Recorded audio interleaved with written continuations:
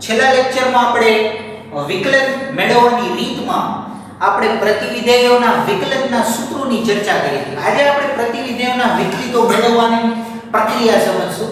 આ પ્રકારના દાખલા એ ચેપ્ટરના સૌથી અગત્યના પ્રશ્નો છે. તો પ્રતિવિધેયોના વિકલન મેળવવા માટે દરેક સૂત્ર યાદ હોવું જરૂરી છે. પ્રતિવિધેયના વિકલિતના પ્રશ્નો આપણે બે રીતે ઉકેલી શકીએ. એક તો તમે સીધું વિકલન કરી શકો, એટલે કે સૂત્રોની મદદથી તમે ડાયરેક્ટ વિકલન કરી શકો અને તેમાં સાંકળના નિયમનો ઉપયોગ કરી શકો. બીજી રીત છે ને એ ત્રિકોણમિતીય વિધેયોની અંદર તમે ત્રિકોણમિતિના પરિણામોનો ઉપયોગ કરી અને વિધેય પ્રતિવિધેય દૂર કરી શકો. અહીંયા વિધેય અને પ્રતિવિધેયને દૂર કરવાની પ્રક્રિયા આમ તો આપણે ચેપ્ટર 2 માં શીખવાના છીએ અથવા તો તમે શીખી ગયા છો. તો ચેપ્ટર 2 માં આપણે પ્રતિવિધેય અને વિધેયને દૂર કરી શકીએ. જેમ કે sin ઇન્વર્સ તો અંદર sin થીટા હોય તો વિધેય પ્રતિવિધેય દૂર થાય. તો એ બાબત તમે જાણો છો. તો આપણે બંને રીત શીખશું, પણ સૌથી પહેલા આપણે સૂત્રની મદદથી, એટલે કે આપણે જે આગલા લેક્ચરમાં સૂત્રો શીખી ગયા sin ઇન્વર્સ x નું વિકલન, cos ઇન્વર્સ x નું વિકલન, તમામ ત્રિકોણમિતીય પ્રતિવિધેયોના વિકલન, એનો ઉપયોગ કરી અને વિકલન મેળવતા શીખશું. તો આજે આપણે શરૂઆત કરી પ્રતિવિધેયના વિકલિતોના દાખલા. આ બધા પ્રશ્નો 3 માર્ક્સમાં પણ પૂછી શકાય, એમસીક્યુ સ્વરૂપે પણ પૂછી શકાય. કારણ કે જો પ્રદેશ આપેલો હોય તો ખૂબ શોર્ટકટમાં પણ દાખલો ગણી શકાય. અને જેડબલ્યુ માં પણ આ પ્રકારના પ્રશ્નોમાં થોડુંક વિધેય કોમ્પ્લિકેટેડ બનાવીને પૂછી શકે. તો જોઈએ, શરૂઆત કરીએ. તો દરેક પ્રશ્નમાં આપણે dy dx મેળવવાનો છે. સ્વાધ્યાય 5.3 જે આપણું રનિંગ છે. દાખલો 9 y sin inverse 2x 1 x1. મિત્રો, પ્રતિવિધેયમાં હંમેશા પ્રદેશ ખૂબ અગત્યનો રોલ ભજવે. અહીંયા પ્રદેશ આપેલો નથી તો હું x belongs to R લઈશ, એટલે કે x ની કોઈ પણ કિંમત માટે આ વિધેય વ્યાખ્યાયિત હશે. તો જ્યારે પ્રદેશ x belongs to R આપેલો હોય ત્યારે હંમેશા યાદ રાખો કે પહેલા સરળતાથી વિકલન કરીને દાખલો જો થતો હોય તો કરી નાખીએ. તો આપણે સૌથી પહેલા x પ્રત્યે વિકલન કરી નાખીએ. હવે આપણે સૂત્રો બધા યાદ હોવા જોઈએ. તો sin ઇન્વર્સ x નું વિકલન યાદ કરો. સૂત્ર 1/√1 - x². તો 1/√1 આ પદનો વર્ગ અને એનું પાછું વિકલન, સાંકળનો નિયમ. તો dy dx બરાબર આનું આપણે વિકલન કરીએ. પહેલા sin ઇન્વર્સ નું વિકલન 1/√1 આ 2x/1 x² હોલ સ્ક્વેર આ રીતે લખશું.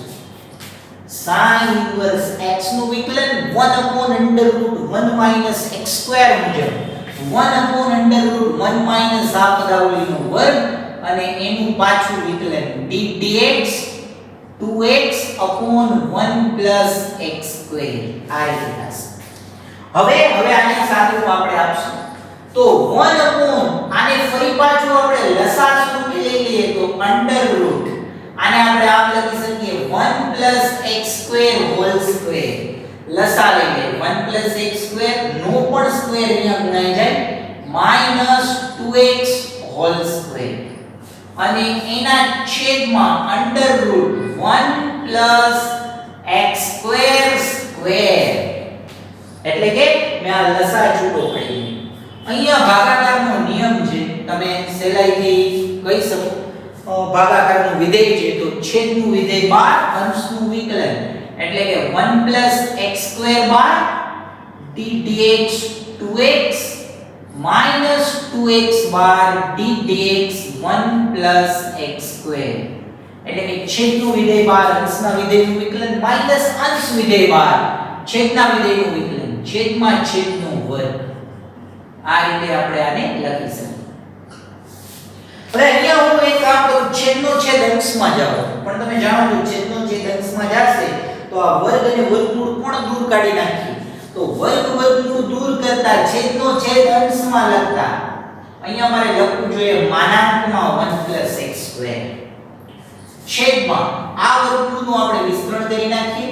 તો આ થઈ જશે પહેલા પદનો વર્ગ વત્તા 2 ગુણ્યા પહેલું બીજું પદ વત્તા બીજા પદનો વર્ગ એટલે કે x ની 4 ઘાત અને -4x નો વર્ગ આ રીતે લખી શકાય ગુણ્યા અહીંયા આપણે લખી નાખીએ 1 x² ગુણ્યા 2x નું વિકલન 2 -2x અને આનું વિકલન 0 2x રહેશે. x નું વિકલન 0, x2 નું વિકલન 0. વિકલનના કાર્ય નિયમોને લાગુ પાડીએ. છેદમાં 1 x2 નો હોલ સ્ક્વેર છે મિત્રો, એને હું બે વખત લખી નાખું જેથી કરીને એક વખત કેન્સલ થઈ જાય. તો એક વખત 1 x2 મિત્રો કેન્સલ થઈ જશે. તો 1 x2 કેન્સલ. હવે અંશનું વિસ્તરણ એટલે કે આનું ખાલી સાદું આપવાનું છે. આનું આપણે સાદું આપીએ. તો હવે અંશની પદાવલી હું સીધી લખું છું 2 2x2 4x2 upon 1 x2. અને આ પદાવલી થઈ જશે √x ની 4 ઘાત -2x2 1. જુઓ બરાબર -4x2 2x2. તો x⁴ -2x2 1. અંશની પદાવલી 2 2x2 બેમાંથી 4 જાય તો -2 છેદમાં 1 x2 અને આ થઈ ગયું √x2 1 હોલ સ્ક્વેર છે. પૂર્ણ વર્ગ પદાવલી છે, તમે સમજી શકો. તો હવે dy/dx બરાબર માટે dy/dx બરાબર 2 કોમન લઈ લઈએ અંશમાં, તો 2 * 1 - x2 આવું લખી શકીએ. છેદમાં હવે આ વર્ગમૂળને હું દૂર કરું તો ફરી પાછું મારે અહીંયા માનાંક દર્શાવવો પડે.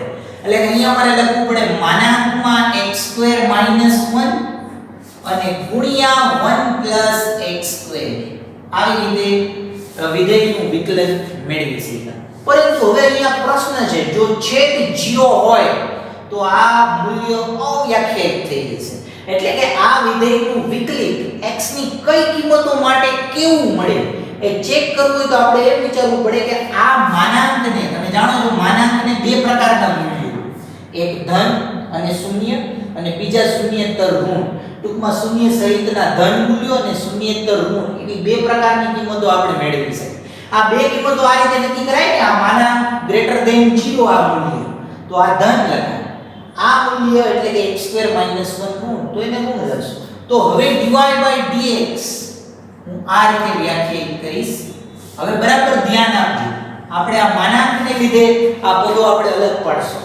તો પેલું મૂલ્ય આમ લખાય 2 * 1 - x2 upon x2 - 1 એટલે કે આ મૂલ્યને મેં ધન લીધું છે ગુણ્યા 1 x2. પણ આવું તો હું તો જ લખી શકું જો આ x2 - 1 0. આને ધન લેતા આ માનાંકને આપણે છૂટો પાડી દઈએ તો x2 - 1. માનાંકનું બીજું મૂલ્ય ઋણ a લઈએ તો 2 * 1 - x2 upon આનું ઋણ મૂલ્ય લખું તો મારે ફરી પાછા 1 - x2 જ લખવું પડે, કારણ કે આને ઋણ નિશાની વડે ગુણતા અંદરના પદને તો 1 - x2 લખાય અને 1 x2. પણ આવું હું ત્યારે કહી શકું જ્યારે x2 - 1 ઋણ છે. અને હજી મિત્રો સૌથી મહત્વની વાત, આ પદ અવ્યાખ્યાયિત પણ થશે જ્યારે અહીંયા 1 પોતે હોય. એટલે કે આ પદ અવ્યાખ્યાયિત પણ બને છે. તો આ પદ ક્યારે અવ્યાખ્યાયિત બને? જ્યારે છેદ પોતે શૂન્ય થઈ જાય. તો આ પદ તો શૂન્ય થાય જ નથી, તો આ પદ શૂન્ય. એટલે કે ત્રણ જુદા જુદા પદો આપણને મળે છે. હવે આને આપણે વ્યાખ્યાયિત કરી દઈએ તો dy/dx બરાબર dy/dx ની ફરી પાછી તમામ કિંમતો હું લખું છું, બરાબર ધ્યાનથી જોજો. તો આને આ પદ ઉડાડવું હોય તો માઈનસ નિશાની બહાર કાઢી લઈએ તો આને આમ લખાશે -2 * x2 - 1 upon x2 - 1 * 1 + x2. પહેલી કિંમત. આ કિંમતો તમે એના માટે કહી શકો ને કે જ્યારે x2 > 1 આ અસમતા બરાબર ધ્યાનથી જોજો. -1 ને સામે લઈ જાઓ તો x2 > 1 લેતા પ્રથમ કિંમત મળે. અહીંયા આમ તો પદ ઉડી જાય છે, પણ હવે આ સ્ટેપમાં આપણે ઉડાડીએ 2 * 1 - x2 upon 1 - x2 * x2 + 1 જ્યારે x2 < 1 અને છેલ્લું અવ્યાખ્યાયિત. અથવા તો વિકલનીય નથી એવું પણ કહી શકાય જ્યારે x² બરાબર 1. ટૂંકમાં મેં આ સ્ટેપમાં કંઈ નથી કીધું, અસમતાને સામે લઈ ગયા. તો હવે અહીંયા પણ x² - 1 x² - 1 ઉડી જશે, અહીંયા 1 - x², 1 - x² ઉડી જશે. હવે આ શરત શું દર્શાવે એ આપણે જરાક જોઈ લઈએ. આ શરત કંઈક આવું દર્શાવે છે, x² ની કિંમત 1 કરતા મોટી ક્યારે હશે વિચારો. તો 1 અને -1 આગળ તો x² બરાબર 1 હશે, જ્યાં અવ્યાખ્યાયિત છે. તો આ બે તો આપણે કાઢી નાખશું. આનો અર્થ એવો થયો કે x બરાબર 1 અને x બરાબર -1 આગળ વિધેય વિકલનીય નથી, કારણ કે છેદની પદાવલી શૂન્ય થઈ ગઈ, માટે પદ અવ્યાખ્યાયિત. તો હવે આપણે dy/dx ને આ રીતે લખવું જોઈએ. હું હવે x ની કિંમતોના સ્વરૂપમાં લખું, બરાબર ધ્યાન આપો. પહેલું મૂલ્ય મને મળે છે -2/x² + 1. આ મૂલ્ય ક્યારે મળ્યું મિત્રો? જુઓ, જ્યારે x² ધન હતા. x² ધન ક્યારે બને? જો x આ ભાગમાં હોય અથવા x આ ભાગમાં હોય, કારણ કે આ બંને ભાગની કિંમતો 1 અને આ બધી કિંમતો 1 કરતા મોટી, માટે x² 1 કરતા મોટા હશે. આમાં પણ x² 1 કરતા મોટા હશે. મતલબ કે આને હું આવું કહી શકું ને કે x ની કિંમત -∞ થી -1 સુધીની આ તમામ યોગ 1 થી ∞ લેતા આ વિધેયનું વિકલન -2/, એનો અર્થ એવો થયો કે આ સમગ્ર પ્રદેશ પર આ વિધેયનું વિકલન એ -2/x² + 1 છે. તમે આને આમ પણ કહી શકો, અથવા x > 1, કારણ કે આ x > 1 પણ દર્શાવે. હવે આ બીજું મૂલ્ય જુઓ, તમે હવે સમજી ગયા છો, 2/x² + 1. આ મૂલ્ય ક્યારે મળે છે? જ્યારે x ની કિંમત x² 1 કરતા નાનો હોય, તો x ની કિંમત -1 થી 1 ની વચ્ચે હશે. એટલે કે x belongs to -1 1 નો વિવૃત અંતરાલ લેવો જોઈએ. અથવા તમે આને પણ માનાંક સ્વરૂપે લખી શકો. તો હું આને પણ કહી શકું x < 1. તો આ બધા પ્રદેશો છે. અને છેલ્લો dy/dx એ વિકલનીય નથી. અવ્યાખ્યાયિત હોવું એટલે કે વિકલનીય નથી. ક્યારે વિકલનીય નથી? તો હું એવું કહી શકું x બરાબર ±1. તો આ રીતે મિત્રો વિધેયનું વિકલન એ તેના સમગ્ર પ્રદેશ પર આપણે નક્કી કરી ચૂક્યા એવું કહેવાય. તો આ રીત થોડીક લાંબી થશે, પણ જો તમે ત્રિકોણમિતિનો ઉપયોગ કરો અને વિધેયનો પ્રદેશ ન આપેલો, તો એવું બની શકે કે તમારે ત્યાં પણ ઘણા બધા પ્રદેશને અલગ પાડી અને દાખલો ગણવો જોઈએ. તો આપણે એવી રીત અપનાવશું કે જ્યારે પ્રદેશ આપેલો ન હોય, એટલે કે x belongs to R હોય. યાદ રાખજો મિત્રો, જ્યારે x belongs to R હોય એટલે કે પ્રદેશ આપેલો ન હોય, તો એવા કેસમાં આપણે વિધેયનું વિકલન સૂત્ર દ્વારા જ કરશું, જેથી સરળતાથી કરી શકાય. એવું નથી કે દાખલો એક જ રીતે થશે. તમે ત્રિકોણમિતિ આદેશ લ્યો તો તમારામાંથી ઘણા મિત્રો જાણે છે કે જો હું x tan θ ધારી લઉં તો અહીંયા સીધું સૂત્ર બની જાય છે. આવું સીધું લખી શકાય sin inverse 2 tan θ upon 1 plus tan square θ, એટલે કે sin 2θ નું સૂત્ર બની જાય. ત્યારબાદ sin inverse અને sin ને દૂર પણ કરી શકાય. પણ એ દરમિયાન તમારે θ π r માં હોવાથી -π/2 થી π/2 વચ્ચે લઈ અને એને સમગ્ર પ્રદેશ પર વ્યાખ્યાયિત કરી અને દાખલો ગણવો પડે. તો એ પ્રક્રિયા પણ થોડી લાંબી થશે. તો મારી દ્રષ્ટિએ આ રીત આવા પ્રશ્નોમાં ખૂબ સરળ બને છે. તો તમારે ધ્યાન ખાલી એટલું રાખવાનું છે કે ગણતરી દરમિયાન ક્યાંય ભૂલ ન થાય. પહેલી વાર. બીજી વાર, જ્યાં જ્યાં વર્ગમૂળ આવે આ ખાસ યાદ રાખજો. વર્ગ અને વર્ગમૂળ જ્યાં જ્યાં દૂર કરવાનું થાય, જેમ કે એક વખત તમે અહીંયા એવું કર્યું, એકવાર આપણે અહીંયા પણ વર્ગ અને વર્ગમૂળ દૂર કર્યું, તો જ્યાં જ્યાં તમે વર્ગ અને વર્ગમૂળ સાથે દૂર કરો ત્યારે હંમેશા માનાંક જ લખાવવો જોઈએ, કેમ કે તો જ તમને ખ્યાલ આવશે કે વિધેય કયા કયા બિંદુએ વિકલનીય છે અથવા નથી. તો આ ખૂબ અગત્યનો પ્રશ્ન છે. આનો એક સ્ક્રીનશોટ લઈ લેજો. ત્યાર પછી આપણે આગળના દાખલા કરીએ.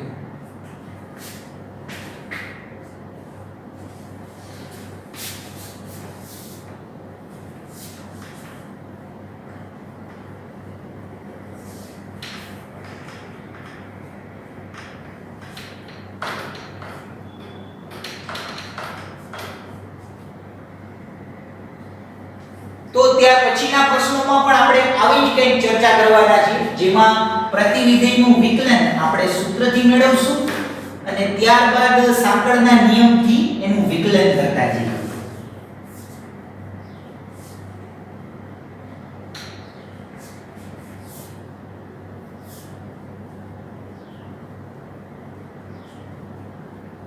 તો જોઈએ આગળના પ્રશ્નો. દાખલો 10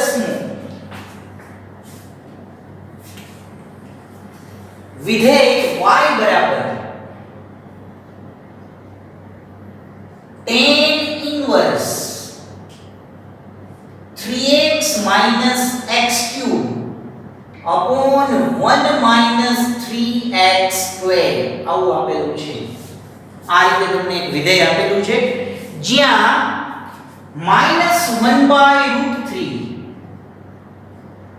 less than x less than +1/√3 આવું પણ આપેલું છે. મતલબ કે અહીંયા તમને પ્રદેશ આપેલો છે. તો મિત્રો અહીંયા દાખલો ગણતી વખતે હું આનું ડાયરેક્ટ વિકલન કરવા જાઉં તો ખૂબ લાંબુ થાય, એટલે યાદ રાખો તમને જ્યાં સૂત્ર દેખાય ત્યાં તમે સૂત્રનો ઉપયોગ કરશો. પ્લસ અહીંયા પ્રદેશ છે ને એ -1/√3 થી 1/√3 ની વચ્ચે છે. તો દાખલો જો ટૂંકી રીતે ગણવો હોય તો હું ત્રિકોણમિતીય રીતથી દાખલો ગણી શકું. મતલબ કે અહીંયા સીધું સૂત્ર આપણે સેટ કરીએ તો આપણે જાણીએ છીએ, જો હું x tan θ મૂકી દઉં તો આ tan 3θ નું સૂત્ર છે. તો આપણે ત્યાંથી શરૂઆત કરીએ. ધારો કે x tan θ, જ્યાં આપણે એવું લખી શકીએ કે ભાઈ -1/√3 less than tan θ less than 1/√3, કારણ કે x બરાબર આપણે tan θ ધારેલો છે. હું આવું લખી શકું. હવે આપણે થીટા નો પ્રદેશ નક્કી કરીએ આના પરથી. તો tan θ -1/√3 થી +1/√3 ની વચ્ચે આવે તો એ તમને સળંગ પ્રદેશ, જો તમે એકમ વર્તુળ પરથી વિચારો તો તમને ચોથા અને પહેલા ચરણમાં મળશે. એટલે કે તમારે ચોથા અને પહેલા ચરણમાં આ રીતે વિચારવું પડશે. -π/2 થી π/2 ની વચ્ચે, એટલે કે -π/2 થી 0 વચ્ચે tan ઋણ હોય અને 0 થી π/2 વચ્ચે tan ધન. તો આ પ્રદેશમાં આપણો થીટા છે. તો -1/√3 તમે જાણો છો tan ની કિંમત -1/√3, એ તમે ઋણ ખૂણા માટે વિચારશો તો તમને -π/6 આગળ જોવા મળશે. એટલે કે આ -π/6 છે. હું આને આ રીતે લખી શકું, tan -π/6 less than tan θ અને less than tan π/6. પણ મિત્રો તમે સારી રીતે જાણો છો કે tan હંમેશા વધતું વિધેય છે, હંમેશા વધતું વિધેય. એટલે કે તમે tan ને દૂર કરો તો અસમતા બદલાય નહીં. એટલે આપણે થીટા નો પ્રદેશ નક્કી કરી શકીએ -π/6 થી +π/6. યાદ રાખો આપણો થીટા નો પ્રદેશ આની બહાર જવો જોઈએ નહીં તો tan ઇન્વર્સ અને tan દૂર થશે ને. એટલે આ વસ્તુ ખાસ યાદ રાખજો. તમે 11મા ધોરણમાં દરેકના મર્યાદિત પ્રદેશ ભણી ચૂક્યા. sin હોય તો -π/2 થી π/2 નો સંવૃત અંતરાલ, tan હોય તો -π/2 થી π/2 નો વિવૃત અંતરાલ, જ્યારે cos અને cot માટે 0 થી π છે. cos માટે સંવૃત અંતરાલ અને cot માટે વિવૃત અંતરાલ. તો ખાસ યાદ રાખો. હવે આ x tan θ અહીંયા મૂકી દઈએ. બીજું, થીટા આની વચ્ચે હોય તો થીટાના સ્થાને પણ જ્યારે જરૂર પડે ત્યાં tan ઇન્વર્સ x લખી શકીએ, કારણ કે આ પ્રદેશ છે તો તમે પ્રતિવિધેય લખી શકો. હવે હું આની કિંમત આમાં મૂકીશ તો y બરાબર આને આમાં મૂકી દઈએ તો tan ઇન્વર્સ સૂત્ર બની જશે 3 tan θ tan cube θ upon 1 3 tan square θ. જે tan 3θ નું સૂત્ર છે, એટલે કે tan ઇન્વર્સ આને આપણે લખી શકીએ tan 3θ. અને tan 3θ લેતા આપણે tan ઇન્વર્સ અને tan ને જો દૂર કરવું હોય તો આને 3 વડે ગુણી નાખીએ. તો થીટા એ અત્યારે -π/6 થી +π/6 ની વચ્ચે છે. જો હું આને 3 વડે ગુણી નાખું તો મારે આમ લખવું જોઈએ 3 ગુણ્યા -π/6 less than 3θ less than 3 ગુણ્યા π/6. અને એનો અર્થ એવો થયો કે આ 3 થીટા એ એના યોગ્ય પ્રદેશમાં જ આવે છે. આ યોગ્ય પ્રદેશ એટલે શું? જેમાં વિધેય પ્રતિવિધેય દૂર થાય. યાદ રાખો મિત્રો, tan ઇન્વર્સ અને tan ને સીધું દૂર ન કરી શકાય. આ પ્રદેશ ચેક કરવો જોઈએ. 3 થીટા નો પ્રદેશ એ tan ઇન્વર્સ ના પ્રદેશમાં હોવો જરૂરી છે. તો 3 થીટા ને આપણે tan ઇન્વર્સ ના પ્રદેશમાં સાબિત કરી ચૂક્યા, માટે આ tan ઇન્વર્સ અને tan ને હવે તમે સરળતાથી દૂર કરી શકો. એટલે કે y બરાબર 3 થીટા લખી શકીએ. અને થીટા ની ત્યારબાદ આપણે કિંમત મૂકી દઈએ તો થીટા એટલે tan ઇન્વર્સ x છે. થીટા એટલે tan ઇન્વર્સ x છે. અને મિત્રો હવે આનું વિકલન સરળતાથી થઈ ગયું. અને યાદ રાખજો, તમે આ થીટા ની કિંમત આમાં મૂકી પણ x એ -1/√3 થી +1/√3 ની વચ્ચે હતો ત્યારે આપણે આવું કરી શકતા. કેમ કે આ કેસમાં જ x બરાબર tan થીટા લેતા એનો પ્રદેશ સરળતાથી મળી જાય છે, બાકી ન મળે. હવે આનું x પ્રત્યે વિકલન કરીએ તો x પ્રત્યે વિકલન કરતા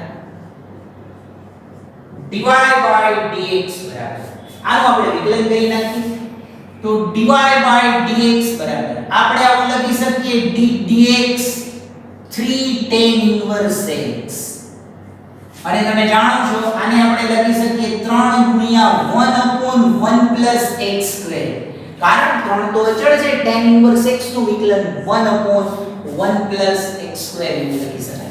તો ફાઇનલ આપણો જવાબ dy dx બરાબર 3/1 + x² છે, જ્યાં શરત, કારણ કે પ્રતિવિધેયના વિકલનો મેળવીએ ત્યારે કેટલા પ્રદેશમાં વિકલનીય છે એ મુજબ જ દર્શાવવું જોઈએ. એટલે તમારે જવાબ આ રીતે લખવો જોઈએ dy dx બરાબર 3/1 + x². પણ ક્યારે? જ્યારે x -1/√3 થી +1/√3 સુધીનો. હવે વિચારો, ધારો કે x > 1/√3 હોત તો મિત્રો એ વિચારો અને તમારી જાતે ટ્રાય કરો શું કરવું જોઈએ. x <1/-1/√3 હોત તો એ બીજો કેસ છે, પણ તમે વિચારો. અને એ સિવાય બીજી વાત, તમે આને સૂત્ર સ્વરૂપે ગણવા ગયા હોત તો દાખલો થોડો લાંબો થઈ જાય. તમે આને આમ વિચારો 1/1 + આ આખા પદનો વર્ગ અને ગુણ્યા આ પદનું વિકલન. તો જ્યાં જ્યાં આવા પ્રદેશ અને સૂત્રો મળે ત્યાં હંમેશા ત્રિકોણમિતિનો ઉપયોગ કરતા આપણે શીખવું જોઈએ. તો આ રીતે બાકીના 2-3 આ જ પ્રશ્નમાંથી તમે બીજા પ્રશ્નો વિચારી શકો અને ગણી શકો. આગળ વધીએ તો ત્યાર પછીનો પ્રશ્ન છે દાખલો 11મો. એ cos ઇન્વર્સ વિધેય છે. દાખલો 11મો y બરાબર cos ઇન્વર્સ, તમને વિધેય એવું આપેલું છે 1 - x² / 1 + x². આવું વિધેય આપેલું છે, જ્યાં શરત છે 0 x <1. આ રીતે તમને શરત આપેલી છે 0 x <1. તો મિત્રો અહીંયા પણ ત્રિકોણમિતિનું સૂત્ર છે, પણ દેખાઈ જવું જોઈએ. આપણે 11મા ધોરણના ત્રિકોણમિતિના બધા જ સૂત્રો ભણી ગયા. તો તમારી પાસે એક સરસ મજાનું સૂત્ર હતું 1 - tan² / 1 + tan² બરાબર cos 2θ. તમને યાદ હોવું જોઈએ. એટલે અહીંયા 1 - tan² 1 + tan² લખવું હોય તો ફરી પાછું આ પ્રશ્નમાં મારે x બરાબર tan તો આદેશ લેવો જોઈએ. તો દાખલો ગણવા માટે x બરાબર ફરી પાછું tan લઈ લઈએ. તો ધારો કે x બરાબર tan અને ફરી પાછું એને હું અહીંયા મૂકી દઉં 0 tan 1. ફરી પાછા અહીંયા આવી જાય એકમ વર્તુળમાં. તો tan ની કિંમત 0 થી 1 વચ્ચે એટલે કે પ્રથમ ચરણમાં હોય. હવે તમે જાણો જ છો 0 ને તમે tan 0 જ કહેશો, tan અને 1 એટલે tan π/4. એટલે કે અહીંયા પ્રદેશ તમારો 0 થી π/4 ની વચ્ચે છે. tan માં જો તમે θ આદેશ લીધો હોય અહીંયા tan તો અહીંયા θ નું મૂલ્ય 0 થી π/4 વચ્ચે હશે આ દાખલા. અને તો પછી θ બરાબર પણ tan ઇન્વર્સ x એવું લખી શકીએ. હવે બસ આ x બરાબર tan અહીંયા મૂકતા સૂત્ર બનશે y બરાબર આપણે આવું લખી શકીએ cos inverse 1 minus tan square theta upon 1 plus tan square theta, એટલે કે y બરાબર cos ઇન્વર્સ, આ સૂત્ર બની ગયું મિત્રો cos 2 થીટા. હવે માત્ર આપણે જોવું પડશે કે cos 2 થીટા કયા પ્રદેશમાં આવે. 0 થી π/4 વચ્ચે થીટા છે, તો હું 2 વડે ગુણી નાખું તો 0 થી π/2 ની વચ્ચે આવશે, અને 0 થી π/2 એ પ્રથમ ચરણ છે.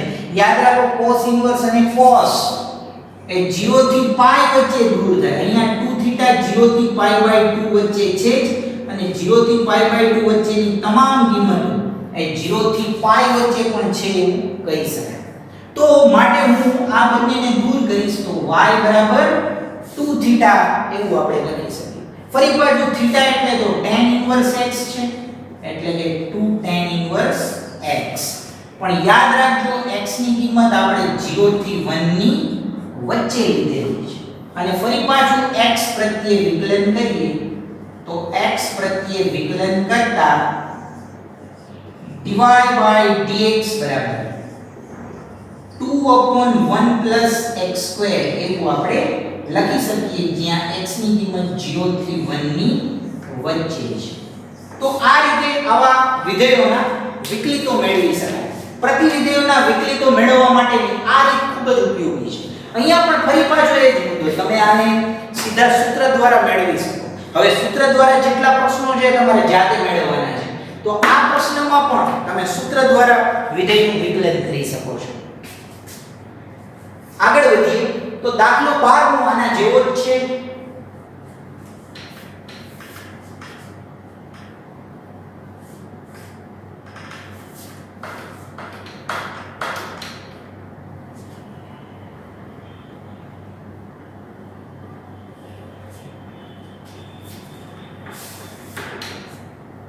આ દરેકના તમે સ્ક્રીનશોટ લેતા જાજો, જેથી તમને એ ફેર નોટમાં ઉતારવામાં સરળતા રહે.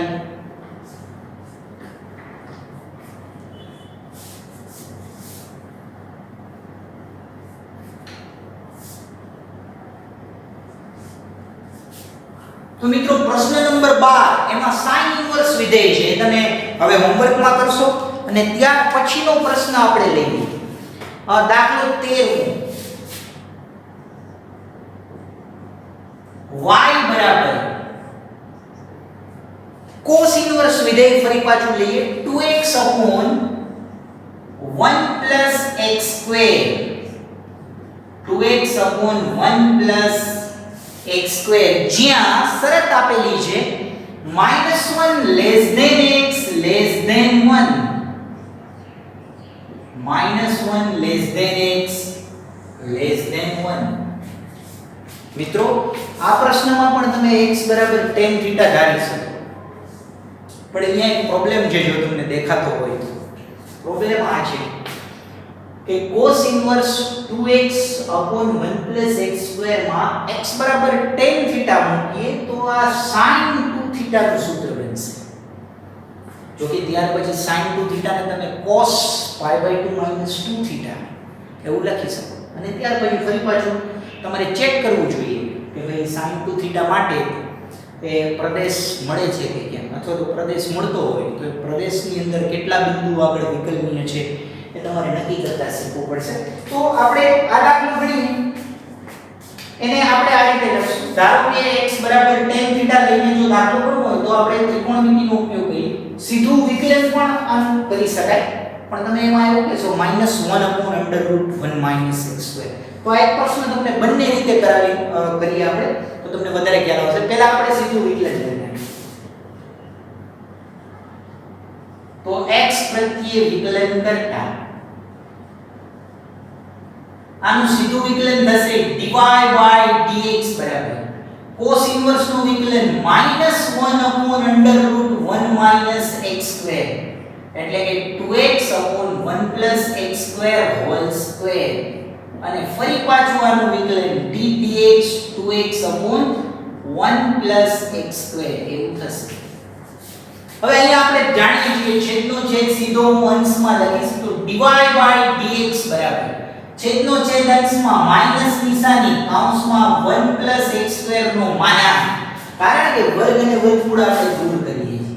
છેદમાં તમે જાણો છો આને લખી શકાય 1 + x² હોલ સ્ક્વેર અને -2x હોલ સ્ક્વેર. આ રીતે આપણે લખીશું ગુણ્યા અહીંયા છેદ બાર અંશનું વિકલન માઈનસ અંશ બાર છેદનું વિકલન અને છેદમાં છેદની પદાવલીનો વર્ગ, એટલે છેદમાં 1 + x² નો વર્ગ, આવું આપણે દર્શાવશું.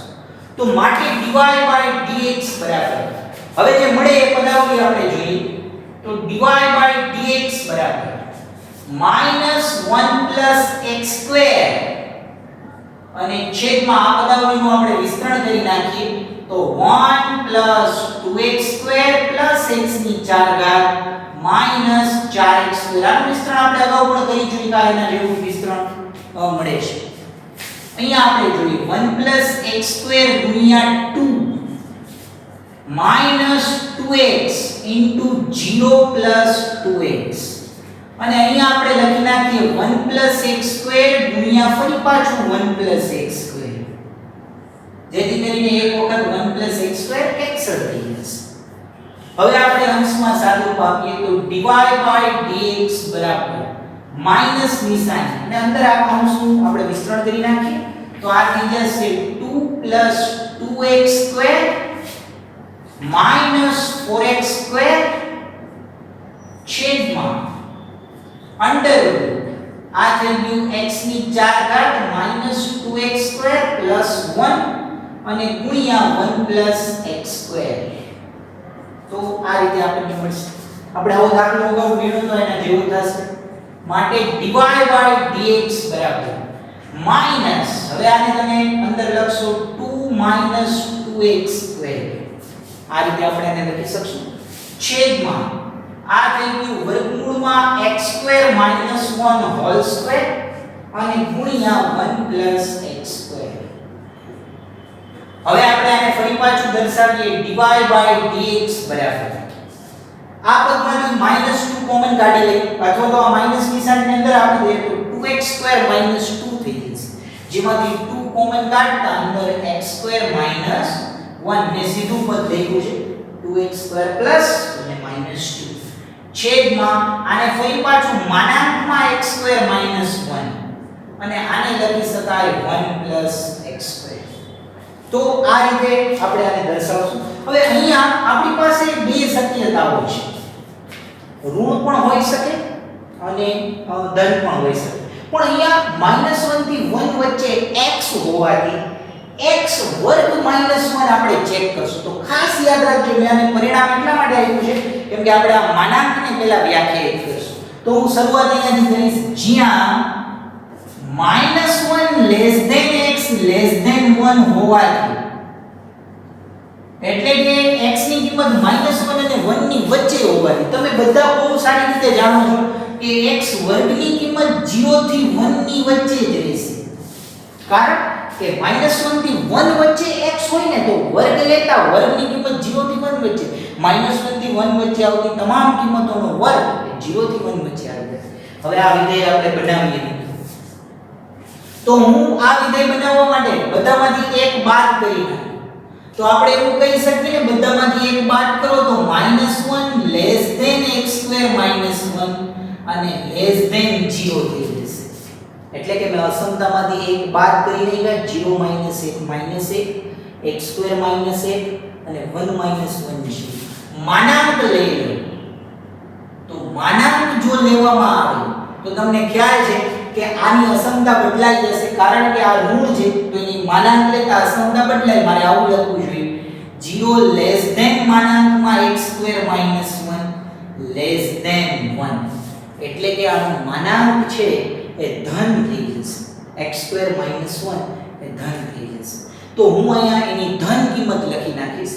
તો હું આ રીતે લખીશ. માટે પરિણામ 1 પરથી dy/dx બરાબર, એટલે કે આ વિધેયનું વિકલન બરાબર 2 * x² - 1 છેદમાં પણ x² - 1 અને 1 + x².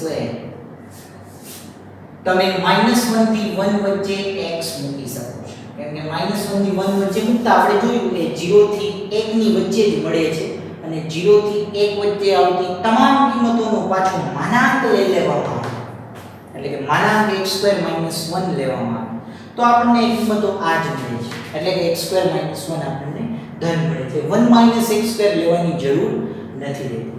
તો હવે આ પદ તૂટી જશે અને આવું વિધેયનું વિકલન બનશે.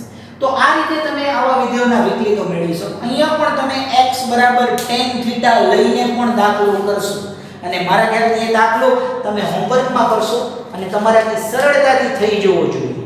તો dy/dx ના મૂલ્યો આ રીતે તમને મળી શકે છે. હવે આગળ વધીએ. આગળ આપણે પરિણામો મેળવીએ એની પહેલા આ વિધેય એકવાર ખાસ જોઈ લેજો અને ત્યાર પછી 14મો દાખલો એ પણ આના જેવો જ છે, એ તમે જાતે કરી શકશો. દાખલો 14મો. તો 14મા દાખલામાં y બરાબર તમને એવું આપેલું છે કે sin ઇન્વર્સ 2x * √1 - x², આવું આપેલું છે. 2x * √1 - x², જ્યાં તમારી પાસે શરતો છે -1/√2 < x < 1/√2 આવી શરત આપેલી છે આ પ્રશ્ન. તો અહીંયા તમે આદેશ લઈને કરી શકો. ઓકે મિત્રો. હા સોરી, અહીંયા માઈનસ આવશે કારણ કે આ ઋણ થઈ જશે માનાંક લેતા. તો -1 થી 0 વચ્ચે જે આ માઈનસ થઈ જશે. ઓકે, આની અંદર પણ x બરાબર તમે sin θ ધારી શકો છો. જો x બરાબર sin θ લેતા અહીંયા સૂત્ર બને છે. તો ધારો કે x બરાબર sin θ, x બરાબર આપણે sin θ લઈ લઈએ, જ્યાં -1/√2 sin θ 1/√2. આ પ્રશ્નમાં હવે હું સીધું લખીશ -π/4 θ π/4. મારા ખ્યાલથી તમે સમજી ગયા છો. આ -sin π/4 ચોથા ચરણમાં આપણે tan વિધેયની જેમ પહેલા અને ચોથા ચરણમાં રહેશે અને માટે અહીંયા પણ θ બરાબર sin ઇન્વર્સ x લખી શકાય. તો માટે y બરાબર ફરી પાછું આને આપણે આમ દર્શાવશું sin ઇન્વર્સ 2 sin θ √1 - sin² θ, એટલે કે y બરાબર sin ઇન્વર્સ આને આપણે આ રીતે દર્શાવશું 2 sin θ ગુણ્યા વર્ગમૂળમાં cos² θ, જ્યાં cos θ ધન છે, cos θ greater than 0 છે, એટલે કે આનું વર્ગમૂળ દૂર કરીએ તો માનાંક લગાય. પહેલા અને ચોથા ચરણમાં cos ધન હોય તો માટે ફરી પાછું આને આપણે લખી શકીએ y બરાબર sin ઇન્વર્સ 2 sin θ cos θ, એટલે કે y બરાબર sin ઇન્વર્સ sin 2θ. અને મિત્રો 2θ નો પ્રદેશ અહીંયાથી મેળવી શકાય. -π/4 થી +π/4 વચ્ચે θ હોવાથી બે વડે ગુણતા -π/2 થી +π/2 ની વચ્ચે મળી જશે અને માટે y બરાબર 2θ અને θ ની કિંમત મૂકી દઈએ તો sin ઇન્વર્સ x થઈ જશે. તો આ રીતે y બરાબર 2 sin ઇન્વર્સ x મળે અને આનું તમે વિકલન કરી શકો છો, એટલે કે આનું પરિણામ 1 આપી દો તો માટે પરિણામ 1 પરથી આનું તો આપણે વિકલન સરળતાથી કરી શકીએ. dy/dx બરાબર 2 * d dx sin inverse x આ રીતે, અને માટે dy/dx બરાબર 2 * 1/√1 - x². તો વિધેયનું વિકલન બની ગયું dy/dx બરાબર 2/√1 - x², જ્યાં -1/√2 x 1/√2. તો આ રીતે આવા વિધેયોના વિકલિતો નક્કી કરી શકાય. મિત્રો મારે તમને એક અગત્યની વાત કરવાની છે કે આ પ્રશ્નમાં જેમ આપણે -1 થી 1 ની વચ્ચે પ્રદેશ લઈ અને માનાંક ઋણ મૂકી અને આવું વિકલન મેળવી શક્યા dy/dx બરાબર -2 x². એ જ રીતે જો આમાં આપણે ત્રિકોણમિતિય વિધેય લીધો હોત તો અહીંયા આપણે એવું કરી શક્યા હોત 2 tan θ upon 1 tan² θ. એક બીજી મહત્વની બાબત આને π/2 sin ઇન્વર્સ લખી શકાય. એ ત્રિકોણમિતિનું પરિણામ છે, પણ એ હજી આપણે ચેપ્ટર 2 ભણ્યા નથી તો આપણને ખ્યાલ નથી કે આને તમે સીધું sin ઇન્વર્સ પણ લખી શકો.